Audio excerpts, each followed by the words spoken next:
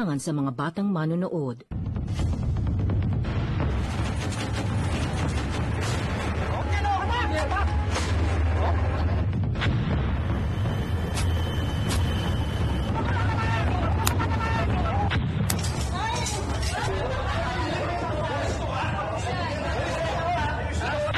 Isample ko sa'yo kung paano gamitin to. Kaya ako, investigador pa to, imparsa na to.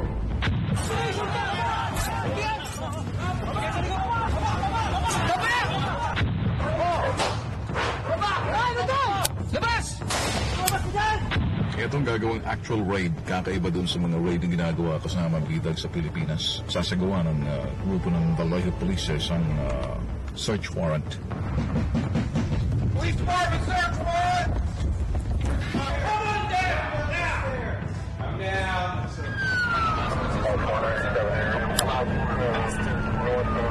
Down on the ground. We just had an armed robbery. I don't want to see your hands, Heidi. Turn your body. Here's your feet.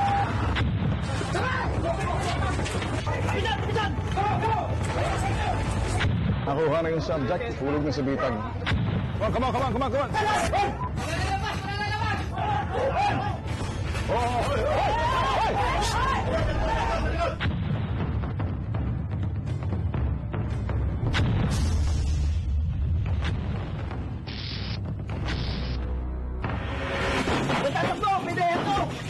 2011.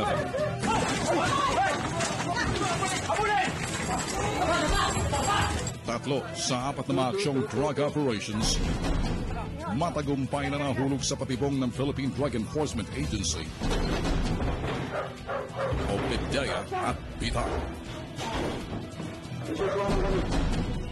Ang ika-apat Zarzuela at Barabara, 14-16. kortesiya ng mga operatiba ng PDEA Cordillera Administrative Region. Diyan ka lang.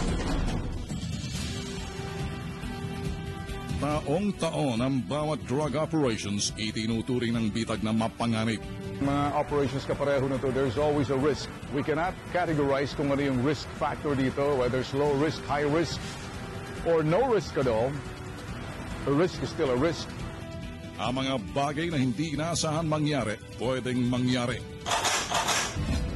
Gaano bang kaingat ang paghahanda ng mga drug operatives? Laging kakambal nito ang mga disgrasyang pwedeng maganap sa buhay ng mga operatiba. May mga bagay na hindi mo inaasahan mangyari, kaya lang ito'y kasama na rin doon sa sinasabing operational plan and tactical plan. In the event na magkaroon ng posibleng shootout na posible mangyari dito sa mga ganitong klaseng tactical operations, which is raid.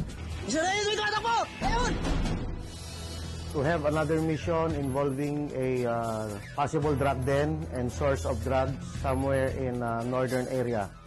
Masusing pinagpaplanuhan ang bawat operasyon na umaabot ng ilang buwan. In case na magkaputukan, you take cover. Presence of mind dapat lagi yan. Tapos team leader, be sure na hindi mawatak-watak yung team mo. Then wait for the instruction ng ground commander.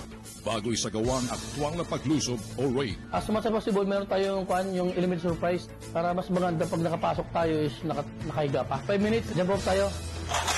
1, 2, 3, away! Doon sa gamitan, kasama yung mga runner. Delikado ang buhay ng mga undercover drug operatives ng PDEA na nagpapanggap na gumagamit o tulak. Lubog ang tawag sa kanila sa mga lugar na notorious sa droga. Kilo-kilo, yung shabu, kinakalat sa lugar na ito. Sila ang nasa likod ng storya.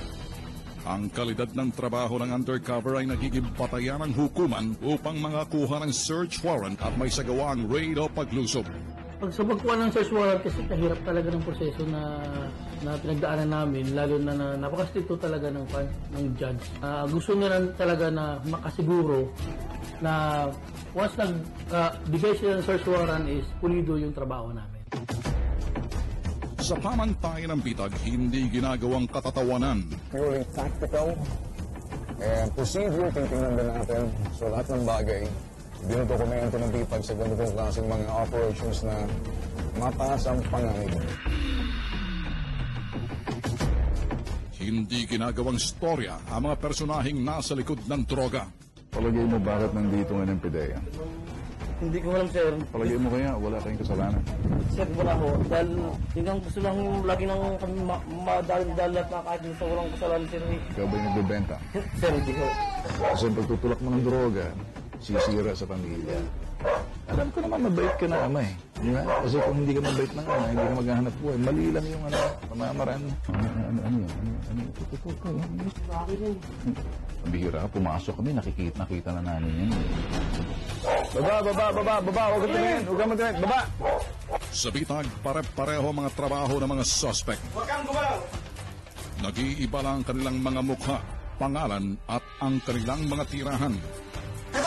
Kung kaya ang bawat drug operations, procedural at tactical ang presentasyon ng programang ito. Dito yung typical na storya. This is a coverage kung paano isasagawa yung sinasabing law enforcement type tactical operation na hindi ginagawa ng iba. The real reality as far as yung sinasabing execution. The usual situations pag ganitong klaseng operations, docu-reality ang style natin dito.